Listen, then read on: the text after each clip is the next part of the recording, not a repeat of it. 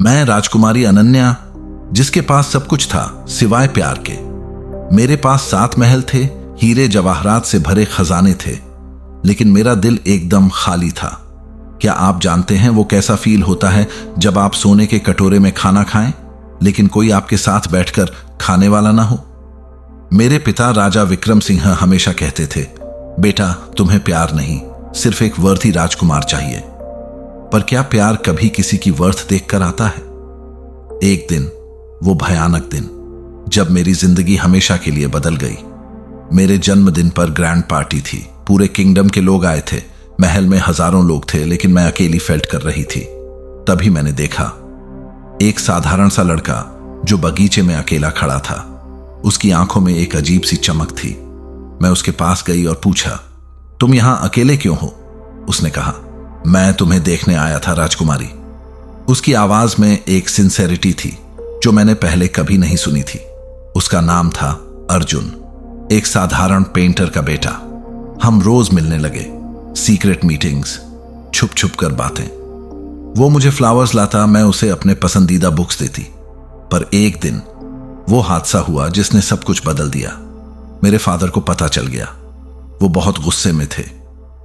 तुम एक common boy से मिल रही हो, यह हमारे रॉयल फैमिली का इंसल्ट है। मैंने प्लीडिंग की, पिताजी वो मुझसे सच्चा प्यार करता है, लेकिन उन्होंने सुनने से इनकार कर दिया। अगले ही दिन अर्जुन गायब हो गया। किसी को पता नहीं था वो कहां गया। मैं तो टूट गई, रोती रही, बेगिंग करती रही, पर कोई जवाब नहीं आया। फिर 1 महीने बाद वो शॉकिंग खबर आई। अर्जुन का शव नदी में मिला। पुलिस ने सुसाइड बताया, पर मुझे पता था यह सुसाइड नहीं था, कुछ गड़बड़ थी। मैंने इन्वेस्टिगेशन करने का फैसला किया, सीक्रेटली, अपने ट्रस्टेड नौकरों की हेल्प से। क्या पता चला?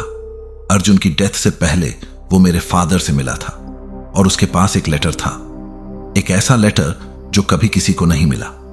मेरी लाइफ अब सच्चाई की तलाश में बदल गई। पर क्या मैं जानती थी कि यह सच्चाई मुझे कितना डीप कंस्पिरेसी में ले जाएगी? क्या आप जानते हैं वो कैसा लगता है जब आपको पता चले कि आपके अपने ही फैमिली के मेंबर्स आपके अगेंस्ट कंस्पिरेसी कर रहे हैं? मैंने उस लेटर के बारे में पता लगाने की ठान ली। मेरे ट्रस्टेड नौकर राजू ने मुझे बताया, राजकुमारी, अर्जुन उस रात रॉयल चेंबर्स में गया था। उसके पास एक इंपॉर्टेंट डॉक्यूमेंट थी। मैंने पूछा, क्या डॉक्यूमेंट? राजू ने डरते हुए कहा, वो आपके बर्थ के बारे में कुछ सीक्रेट बता रहा था। मेरी तो सांसें रुक गई। मेरे बर्थ के बारे में सीक्रेट? क्या मतलब? मैं तो राजा की बेटी थी ना। उस रात मैंने अपने फादर के प्राइवेट चेंबर में छुप कर देखा। वो अपने मिनिस्टर से बात कर रहे थे। मैंने सुना। मिनिस्टर बोला, महाराज, अर्जुन को हमने एलिमिनेट तो कर दिया, पर उसने जो डॉक्यूमेंट्स चुराए थे वो अभी भी मिसिंग हैं। मेरे फादर ने गुस्से में कहा, वो डॉक्यूमेंट्स कभी किसी के हाथ नहीं लगने चाहिए। उनमें राजकुमारी की असली आइडेंटिटी का राज छुपा है। मेरा दिल धड़कना बंद हो गया। मेरी असली आइडेंटिटी? क्या मैं राजा की असली बेटी नहीं थी? अगले दिन मैंने रॉयल आर्काइव्स में जाने का फैसला किया। वहां पुराने डॉक्यूमेंट्स रखे थे। मुझे एक लॉक्ड कैबिनेट मिला। उसे तोड़कर मैंने अंदर देखा तो मेरी आंखें डिसबिलीव से फैल गईं।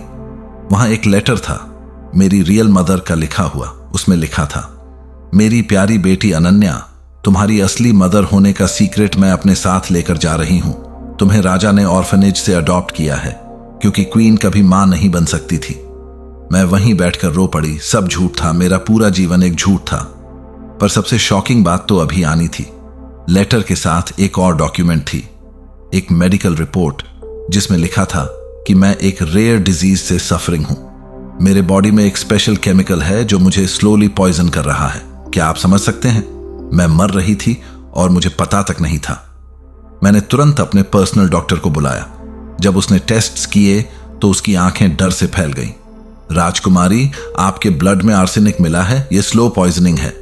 मैंने पूछा, कितने समय से? डॉक्टर ने कहा, कम से कम 2 साल से। 2 साल?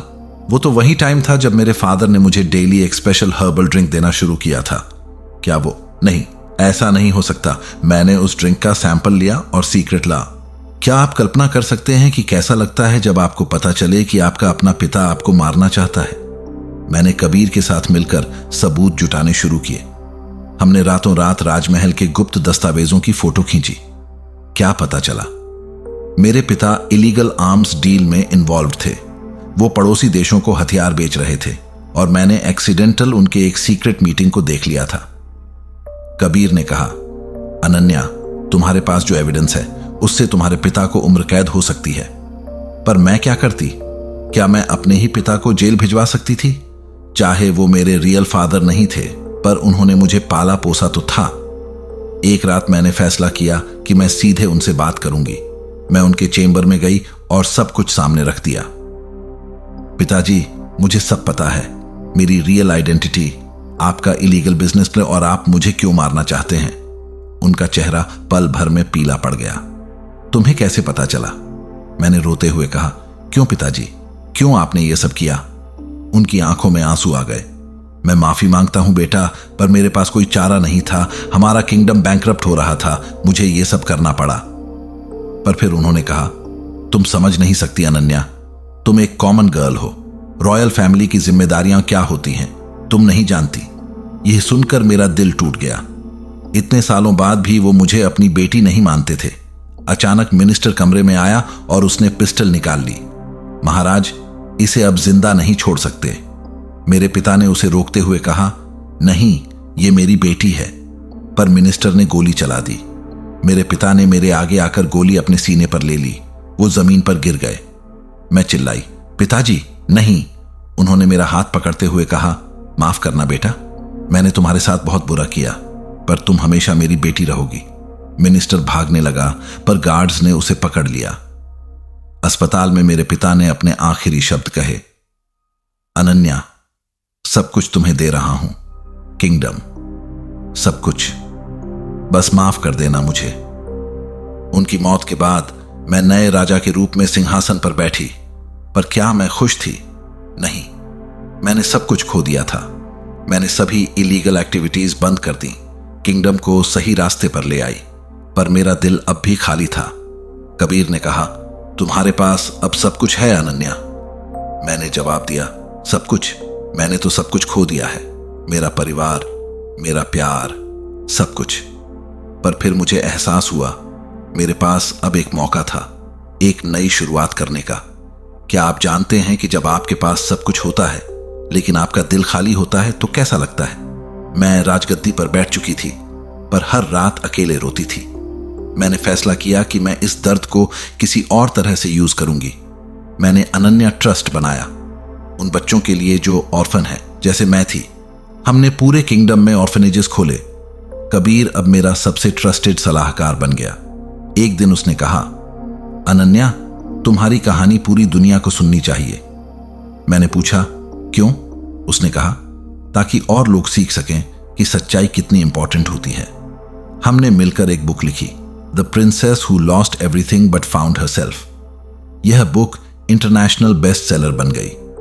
1 साल बाद मैंने यूएन में स्पीच दी।